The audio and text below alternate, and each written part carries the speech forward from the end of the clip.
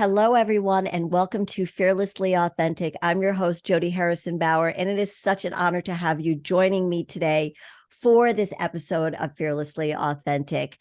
I am so grateful for my guest today. We have known each other for a while, and we've never connected in this way. And it sort of just happened organically, which is the way I like things to happen. And so you are in for a treat today. We are going to be talking about joy and happiness and the difference between the two and so much more.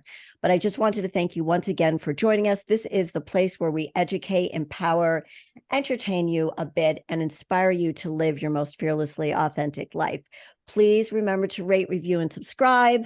And if you are looking to check us out, you can check us out on YouTube at Jody Harrison Bauer and all my social platforms at Jody Harrison Bauer and the Fearlessly Authentic podcast. And I think that is it with my housekeeping. I don't like to talk too much in the beginning because it's all about my guests. So welcome to the show, Shari Alyse. Oh, Jody, thank you so much for having me on the show. I was so happy you asked me to be, so thank you. Yeah, no, the pleasure is all mine. I want to introduce you to our listeners right now. For those of you who do not know Shari Alyse, she is known as America's Joy Magnet. Shari Alyse is a TV host, two-time TEDx speaker, best-selling author of Love Yourself Happy, and is on a mission to spread joy globally. With over 2 decades of experience in the entertainment and wellness industry, Shari is a leading voice in the joy space. Shari's expertise and relatable approach have made her a sought-after and regular guest expert on ABC, CBS, Fox, and NBC, and has been featured in Thrive Global, Medium, and Huffington Post, to name a few. Shari has hosted and produced multiple TV and radio shows, including her most recent show, The Joy Spot, and her brand new in-studio talk show, Good Morning Joy, is set to premiere in the fall. Her shows have featured top guests like Neil Donald Walsh, Dr. Joe Vitale, Daniela Port, and more. Pivoting off her personal media success, Shari is a media consultant who helps her clients book TV news segments so they can have a greater impact in their business and grow their personal brands. Shari's work has touched the lives of thousands of people, and her message of joy continues to resonate with audiences around the world. Shari believes that in the radical love and acceptance of ourselves, we truly can live a life of joy. Wow. I mean, that's a lot. That it's not easy to do what you're doing. And Yeah. it's I've read your bio a couple of times, of course, and I've just been doing a deep dive on you, even though I know you, but I don't know you that well in that way. And listening to your life experiences and the trauma that you've experienced, we always go back to what we learned when we were in that group together, right? Your message is your message. And I say that all the time, maybe not in those words, but it was so crystal clear when I heard those words. And I'm sure that when you were a 7-year-old little girl, you never thought that you would be spreading joy, right? No, actually, joy was probably the furthest from my mind at that time. Right. The only thing that I did know was that I knew that what had happened to me, that I did not want to be a victim my entire life. That was the very clear from a young age, that I did not want to harp on this, that I did not want to obsess about it, and that I actually wanted to move through it. But that journey, of course, wasn't that clear and that easy and that smooth. And the fact that joy has resulted because of that is a beautiful gift and a blessing. And one, as you said, right when we started, like, just about not being easy, not an easy journey. It hasn't, but it feels like it's my purpose. Yeah, I mean, we always talk about purpose, and so many people, I know younger people, it happens at all different ages, but speaking to a lot of women, my daughter's ages, they're in their 30s, that they're struggling with what's, over 30, what's my purpose now? Maybe they don't like their corporate job anymore. And that is what define them. And we get so stuck on what defines us, and it actually ends up confining us. And for myself, being 62 and not feeling confined or defined by my age is something that I talk about often, because I don't want women to feel stuck. So let's start with how you define joy. So joy for me is the connection to ourselves. It's the full expression of ourselves. Joy, I have multiple definitions, but they all relate. Joy is a state of being. It is who we are, and we get to tap into that feeling of joy when we are fully connected to ourselves, which goes right in alignment with the work that you do about being fearlessly authentic, about being fully ourselves. And every time that we are in alignment with our truth and with ourselves, that's when joy rises. And people confuse joy and happiness.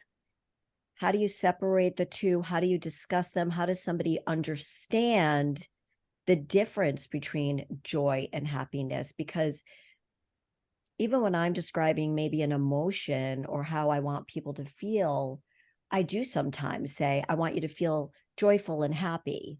Yeah. So I'd like to know what you think is the difference. Yeah, so they're definitely interchanged so much. And there even hasn't, when I was researching, even for my own TEDx talk, there's not a lot of research on happiness and joy. There's only a little bit out there. What we do know is that happiness and joy each affect the nervous system differently. So we know even that they land in different places. Happiness, I always say, is usually, most often, I don't want to use the alls or the nevers, but based on external circumstances, external things that happen.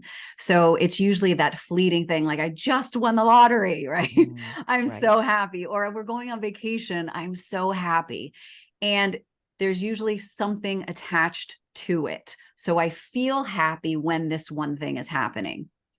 Joy, as I said, is a state of being. So it's usually attached to the internal. So when we go within, we come to see that there is this feeling of a being of who we are, of a piece.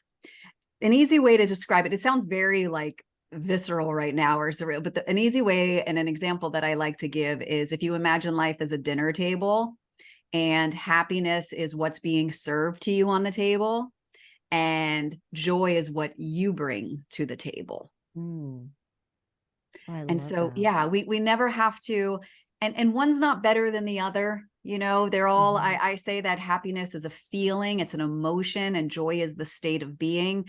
We get, every time we turn inward, it's the best way for people, I think, really to understand it is when we think about kids, right? We usually always immediately think of children and their joy. Yes. And yeah, and it's what we're born with. And what often happens is that as we grow and life happens and the people around us happen, that natural joy that was never dependent on anything else, it was just there, starts to get dimmed and taken away. So it feels like the joy has always been there. Right. I want to go back to one of your TEDx talks that you did. I'm not sure the year, but it's, I think, within the last 2 years. You were at Syracuse? Yes, that was last year. I think it was January. January? April. I'm like, Okay. is it this year? These times go so in my I in know, like, I know. And yeah. it was so powerful. I mean, all of everything that I've heard you do is so powerful. But you talk about, I'm getting chills as I'm setting this up for you. You talk about that you were working a lot of different jobs, and you started lighting candles in your apartment. Now, and you said, this is what sad people do, or, it's true. It's true. Like, I remember when I was going through my divorce over 20 years ago, making a big bath in the jacuzzi back when people had jacuzzis in their bathroom, and lighting all the candles, and my ex-husband coming in and going, "What are you doing?" And I'm like, I'm meditating. I didn't know I was meditating, but that's what I was doing because I was sad and I needed to be reflective. And so you talked about being in this apartment and the four walls, and I would really love for you to share that with everybody right now. That was powerful, Shari. Yeah. It takes me back because I could still get emotional about it because I was young. I was probably about 22, 23. I was in my early 20s, 25 maybe. And I was living in New York City and I was a struggling actor. Well, I wasn't struggling yet. I was pursuing acting and I was waitressing at the time. And I was just so excited about life and about this idea of becoming a star. And, but I was struggling inside and I had been through this big heartbreak. And I had just discovered, almost, I don't even know if we would call it spirituality, but self-help. And yeah, and I was reading books at the time, and every night, because of this heartbreak that I was going through, I wanted to learn more. Like I knew that there was more for myself. I knew there was better for me, and I just didn't know what that better looked like. And so I was reading this book by Neil Donald Walsh called Conversations with God. And I would just set up my whole room because I was so, I'm just laughing now because I was so sad. And it felt very, especially for an actress, it was very dramatic. And I set up all the candles in the room and I had a journal and I was like, okay, now is the time to be sad. And, right, completely. And I'm going to reflect and write and just, sit in this. And, over that time that I started reading this book, what had begun to open up for me was this awareness that there was more than what I was seeing. There was more that was out there beyond the lens that I was seeing life through. And what that did, the lens that I was seeing life through, which I called the four walls that my mind was confined in, was one wall of shame, one wall of guilt, one of mistrust, and one of fear. And it's like my brain, my mind lived within these four walls. And so everything that I saw, all of life was filtered through those lenses.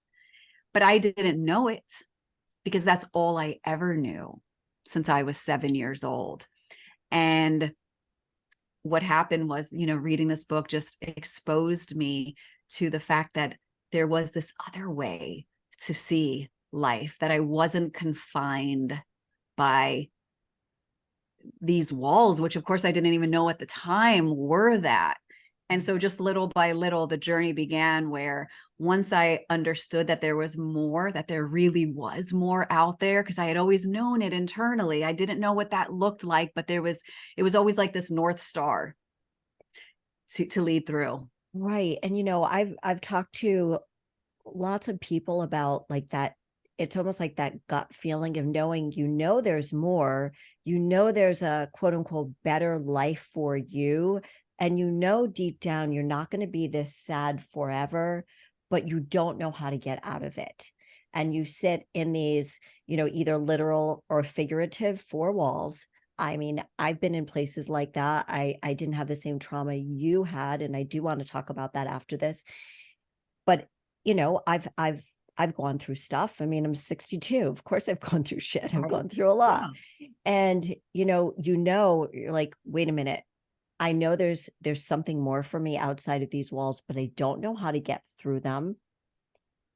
And I don't know if I can. And you also talk about the familiarity, which I think so many people can understand, is the familiarity of staying in those feelings, having the mistrust, being fearful, and not taking a step, because you also take the audience into, you open up the window, you sit on the sill, and there you sit for like a couple more years, because we're like, oh yeah, I recognize all of these things. And I think I'm ready to do something. But then I think it's fear that paralyzes us. But is it the unknowing? Well, that's where the fear comes from, is the unknowing. Yeah, like that. It's because our brains, as you know, like they want to create that safety for us. They like the known.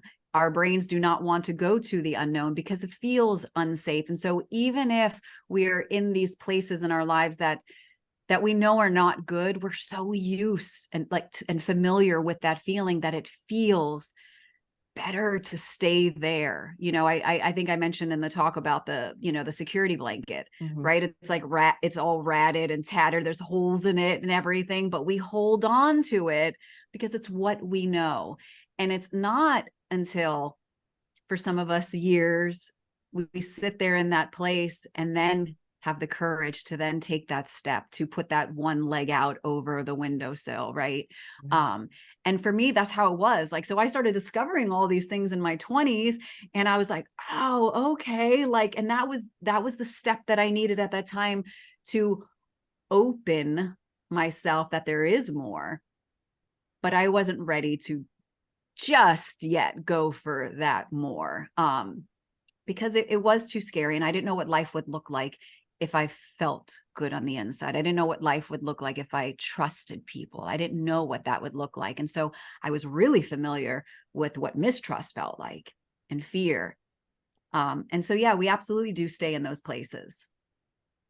Yeah, fear is a really paralyzing thing. That's why I named the show Fearlessly Authentic, because it wasn't until 20 years ago when I took that bold step to step out of the relationship that I was in and live a fearlessly authentic life. And it's not always easy. We're always going, okay, hi, fear. You're here again. You're here. Really? You have to be here again? Like, how much stronger can I get? Like, damn it, I'm strong already. And then you want Yeah. me to always be myself too? Like, come on, come on, come on. You're asking too much of me. But it's we don't get stronger if we don't keep pushing ourselves. So I've referred to this already a few times, but I want to go back to what sort of shaped you, rooted you, got you to where you were and where you are now. So what happened to you when you were that little girl, 7? Yeah. So when I was 7, my sister, my older sister, was going with her friends off to the beach for the day, and being like the younger sister that I am, like, I wanted to tag along. And so my mom said to my sister, Shari has to go with you. And so my sister's, she was going with her friend's family, and her friend's family took me along. And I was left in the care of somebody there at the beach. I guess that was a regular kind of person, the local fisherman that they had seen all the time, that was always there. And so this family left me with him, and he had sexually molested me while, yeah. And what was interesting in there's so many parts of the story. So what was interesting is in the time that had happened, there was this, I guess you could say, disconnect, of course, like so many people go through during trauma. But there was also this beautiful peace that was within, that the only way I ever know how to describe it is God, is light, was something that just kept assuring me that I would be okay. And I didn't understand that, except that I just knew that. And I, disconnected from everything else. I did try to reach out for help without saying that during that time. And when, he had left me with, don't tell anybody. If you do, I'm going to kill your parents. You're like the whole thing, like how you hear about. And I don't know why I knew at 7 years old, but that I had to say something. And so on the car ride home, I was trying to tell my sister, but she was with her friends, so she didn't want to hear. And we got back to the house, and my mom had noticed that there was something off about me. And so I was talking with my sister in the bathroom, she was 9, I was 7, trying to tell her what happened. And my mom was eavesdropping around the corner. And so once she heard, we called the police. And we went and basically went through a whole trial. And so I had to testify at 7 years old in a courtroom. And we prosecuted him. He got put in jail, whole 9 yards. And so there was just this journey of coming to terms with how using my voice could help people, because they found out he had done this to a lot of girls. And so I saved what they called saved. And, I was a Mm. hero. Of course, I didn't feel that. No. But how using my voice could help people, but then also could hurt them, because there was a guilt that came along with putting someone in jail. There was a guilt, like there was this thing that I had done something wrong. So my journey has really led to coming to peace and to power with my own voice and how to use it for good. And that journey has led to find myself, to reconnect, as I always say, back to myself, because I feel like at 7 years old, I disconnected from my joy, Right. from who I I would was. think so. Some that happened to my younger sister when she was about 5, next door neighbor. Mm, And, my parents called, same thing, called the police. He was put in jail. He was like 15 years old or something like that. But just horrible.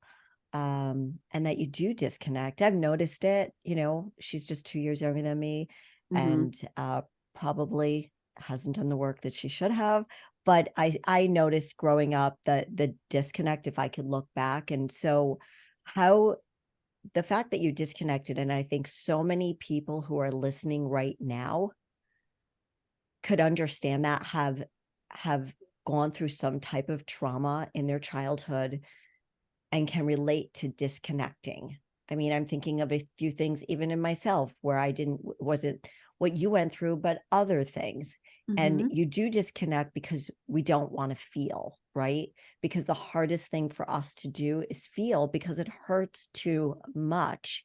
And it's not until we become adults and start having relationships that it shows its ugly head, and it reminds us of what we did, what happened to us, our experiences, and we have to, at some point in our lives, face it head on, right? Absolutely. So for me, disconnection, what that looked like was how I had mentioned how I said I didn't want to be a victim, right? Like I knew that I was not going to let someone else take my power away. And so for disconnection, what that looked like to me was always being happy. And I use the word Mm. happy, not joyful, was always being the life of the party, always being the exuberant, outgoing one that was just, that's who I was going to be. And what ends up transpiring is when I moved to Los Angeles to become a star, I was waiting tables again, and someone looked at me and they, in passing, said, "What do you have to be so happy about?" And I remember walking away from the table, and my first thought was, well, because I'm not you, because they were miserable. Right. But my second thought was, am I really happy? And I really had to look at it, because when I looked at my life, I was in toxic relationships. I had a very unhealthy relationship with my body. I was hanging out with a lot of men. Like I was doing all of the things that weren't what a happy person would do. So I really had to start reflecting on what that looked like. And we call those distractions, right? Yes. Okay. Yes. Complete numbing, distraction, all of the things, because I didn't want to feel my feelings. And so over, which I'm sure we can get to because there's some cool stories in there, but like over the journey, from that moment on, finding and discovering what joy really was, being led from heartbreak to falling in love with myself, to having these supernatural, what people would call supernatural moments, where things showed up for me that ultimately led me back to myself, was the trajectory from disconnect to total connection and falling in love with myself, the truth of who I am. And that's not easy. You mentioned the word journey. We use the word journey a lot these days. And I think that the journey, we all have our story, right? We all have a story to tell. Our mess is our message. If you want to share that story, if you want to share that journey, but only a few brave people can do the work to look inward, to have the ability to share their story so they can help other people. And that's what I feel like you are doing. Ooh, yes. And yes to having to be brave to look within. And what it came down for me was I was so tired of living the same situation over and over again, wanting more for myself, knowing there was more for myself, not doing anything about it, finding myself in the same kind of relationship, different clothes, or the same circumstance. And so it finally came to the point was, do you want to continue living this cycle for the rest of your life? Or do you want to jump off the hamster wheel? And that was really what it came down to. And so, yeah, it was a journey, and it still is. And I want people to know that it still is. Those thoughts, those things all still show up. So you had to really face that 7-year-old Shari and go within. And what advice do you give people who are struggling to face that 7-year-old or whatever it is that they are scared to face? And how do they even know? Like, you knew it was your 7-year-old self, but how does somebody know exactly what it is that is maybe let's just say holding them back from living their best life ever, because fear, mistrust, and everything else that holds us back? How do you take those steps to face it and become so self-aware? Well, the first thing I would say is what I just mentioned is the willingness. Okay. That's number one. Being able to say the words, I want to heal. I am ready for a new life or a new journey, or to find myself. Because I truly and genuinely believe that with that willingness, what we immediately do is take this closed off part of ourselves and we open it. And when we open it, like those walls, they break down.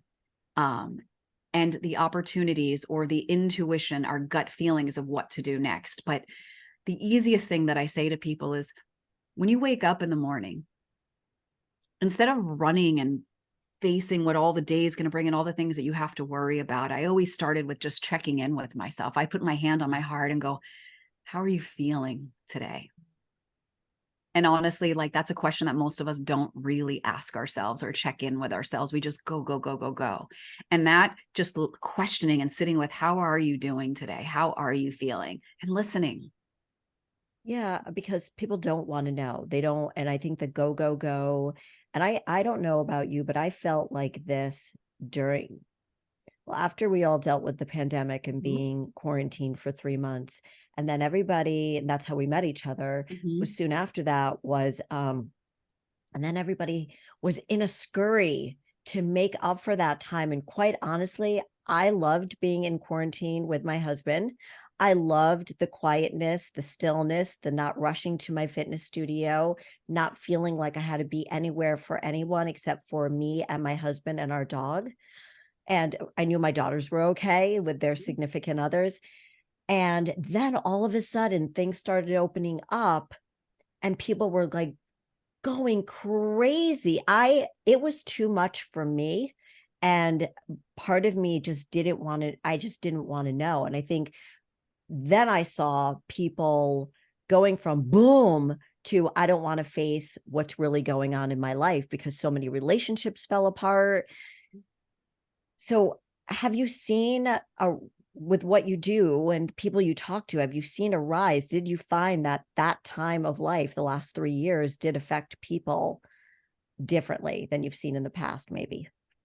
100%, in both, as you said, ways that felt good for people and then that didn't. I also was one that thrived during the pandemic. And I mean, emotionally, like, I also found that once everything slowed down, all of it, I didn't even realize that I was on that hustle, that work, like the going. Because like I said, every day is a journey. It's messy and it's not perfect. And so it wasn't until everything slowed down that I could feel my entire nervous system go, like I just exhaled, and I was like, oh my God, like I had just gotten off this like train that felt like it kept going. And I loved that slow down, because what it felt like was that I didn't have to like keep up with other people, that everybody was like on this same level playing field, like, and there wasn't anything to go and have to do. Right. Everybody had to jump off the gerbil wheel. Yes.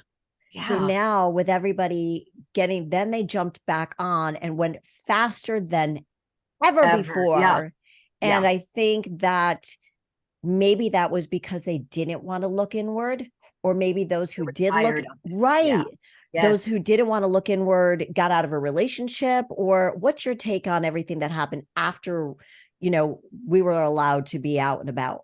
Yeah. So I think people like during that time, of course, like they were like forced to sit with themselves, to look at their lives because everything slowed down. There was nothing to distract themselves with. And so as soon as you open up the doors and go, okay, go, people are like, oh, like out of this discomfort that they were all into then going and like filling themselves with all the distractions. Because also people discovered stuff that they hadn't realized about themselves during that time. And so now people, I feel like it is, and I'm not glad, but like that there's confirmation I'm not the only one that feels like everybody has jumped in like 10 speed, 100 speed, and where they were before.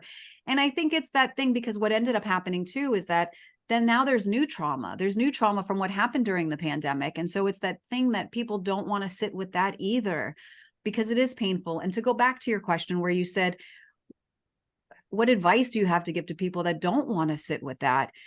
And the thing is that I always look at life back in hindsight. I think about all the things that I was afraid to face, or that was really hard or challenging, scary, and how it has ultimately worked out better for me. And that's how when something comes knocking on my door and was like, hi, I'm here, like to give you, to be like tough for you, I'm honestly, and this is so truthful, able to look at it and go, I don't know why you're here, but I already know that I'm going to grow because of you. Yeah. And so with that, like, I just trust, and it's trust in myself.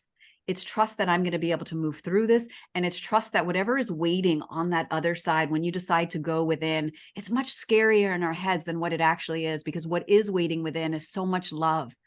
Is that little girl or that little boy that just wants to hug you and be back with you. It's love that's waiting for you. Yeah. No, thank you so much for saying that. So let's make a big pivot Okay. and let's talk about what you are doing now, and your book and your show, and what this second act of your life and how it's bringing you the greatest joy.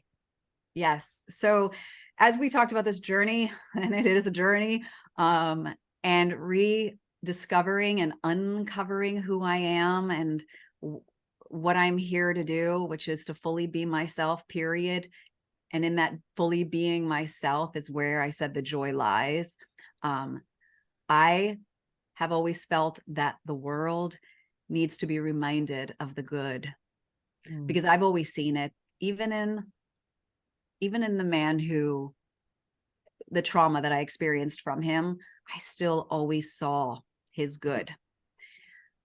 And I've always wanted to shine a spotlight on the good in the world. So, I wrote my book, which shared all about, it's a journey back to ourselves, like a road trip. Yeah. And that has been really exciting, to have written that, to have gotten that all out there. And now I have a new television show coming out in the fall, as we've said, called Good Morning Joy, where, Congratulations. thank you. Thank you. Where I'm just going to be sharing good news stories that are happening in the world, good people who are doing great things, and just really good fun. So if you imagine if Ellen and Oprah and, Drew Barrymore all had a child, that's really what this is. Because I think that we all need to be reminded of the joy in not only in the world, but in ourselves. Yeah, we don't allow ourselves, now that we understand what joy is more, that we don't allow ourselves to experience it, or we feel like, well, no, no, no, I'm not ready to experience that. Yeah, I'm I need permission. You mentioned that at the beginning of the show. I need permission to do things. I know for me, I was always a people pleaser. So I'm like, oh, is Mhm. it okay for me to experience joy, happiness? Or do I need to still make sure that everybody else is taken care of? And I think sharing this message and having your show is going to be a bright light. We need joyful shows where we're just talking about the goodness in the world and of people, because I mean, I don't even watch the news anymore. I'm sure you hear that from so many people. that it's a downer and it depresses you. And that doesn't mean that you're avoiding or you're not aware of it. I think that if you are aware of the fact, hey, listen, this isn't good for my mental well-being, so I'm going to step away from that, right? Absolutely true. And that's what I did, because during those 2 years that we were all in lockdown, I think we were all attached to the news, and it was attached to fear and what is happening. And after a while, realizing that it did affect our mental health. And I also realized how much good stuff was also happening in the world at that time with people, and how people were showing up and connecting with each other, and the ways that they were supporting each other, and just all of the beauty that was happening. And so I'm like, let's create something where we're just sharing in the beauty. And you're right, like, people often feel like they need permission, or they're not allowed to feel joy if someone else is suffering. And I always say, never has anybody helped somebody else by withholding their joy. Mhm. Never has someone been saved. Never has a war stopped. Never has anything, that tragically is happening has gotten better because people are like, no, I'm not going to feel this joy.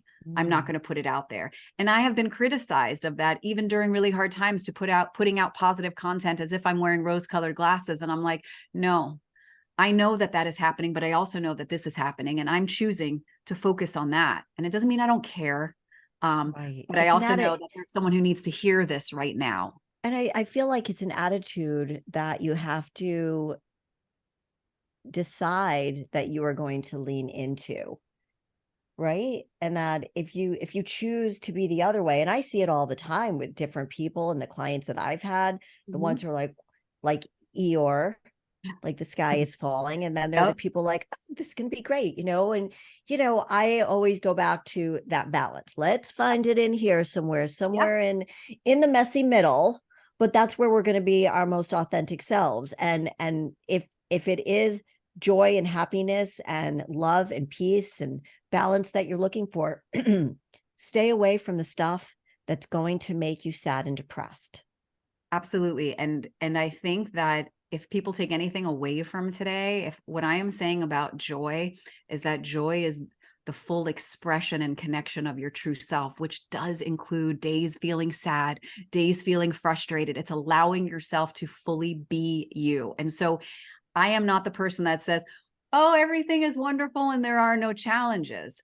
My joy comes from giving myself the permission to experience life in its totality, but to not like set up a tent in the Right. places, right? Like Right. in the hard places. So you are sharing your joyful message and spreading the joy on your TV show, and you're also involved in media consulting. Can you tell me a little bit about that?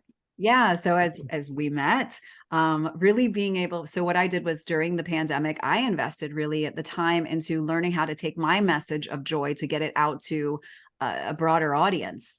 And I was successful at that. There wasn't, and people say, how did you do that? And I said, well, there was nothing else going on. So I like went Mm. all in on learning how to get into the media. And now I am helping other people who have that same big heart-centered message that want to change the world, to be able to help them be able to do that in bigger ways too. And because it feels like an extension of my joy, seeing them in their joy, doing what they're so passionate and purposeful about, being able to make a bigger impact.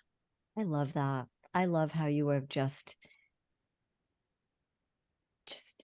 created this life for yourself, this wonderful life. And it takes a very strong person to do that. And I also appreciate your honesty and all of the stories that you've shared with us today. It's not always easy. And we talked to the break, we both got emotional, and that's okay. That's okay, because we're reminded of like what we experienced and where we are now and how you can help other people. So I have just one more question for you. Yes. And that is, what does it mean for you to be fearlessly authentic? For me, it means checking in with myself every day and honoring what it is that I am feeling, and stepping out into the world, being fully myself, loving on myself, being kind to myself, because in turn, that feeling will translate to everybody else and give them the same permission to do the same. Love that. Thank you for sharing that. Yeah. How can our listeners get in touch with you? Um, They can follow me on all social media at Shari Alyse. I'd love for them to connect with me on YouTube, where they'll be able to watch the journey to Good Morning Joy. And they can go to my website, which has all my social media, which might make it easier too, sharialyse.com. Okay, and I'm going to spell your name just because Shari is Okay. spelled and Alyse is spelled differently. It's ShariAlyse. And that's where you can find Shari. Shari, thank you so much for being on the show and sharing all of your journey, your story, your joy, everything with us. I have enjoyed having you on the show so much, and I know that our listeners are going to learn so much. Oh, the name of your book again. Oh, Love Yourself Happy, A Journey Back to You. Okay. And I've read so much about it. It's a phenomenal book. Thank you. Thank you so much for having me. And for you, I just want to reflect back to you being fearlessly authentic and brave to stand in your truth and be fully you every single day. Oh, thank you. I never get compliments at the end of the show, but thank you. I usually get them off camera when we get off, but I appreciate that. Yeah. I really do. Thank you. Thank you very much. And for everybody listening, thank you so much for joining us today on Fearlessly Authentic. And please remember to rate, review, and subscribe. Check us out at Jody Harrison Bauer at the Fearlessly Authentic podcast, those two places, and on YouTube. And until next week, go live your most fearlessly authentic week. And I'll see you soon. Bye-bye.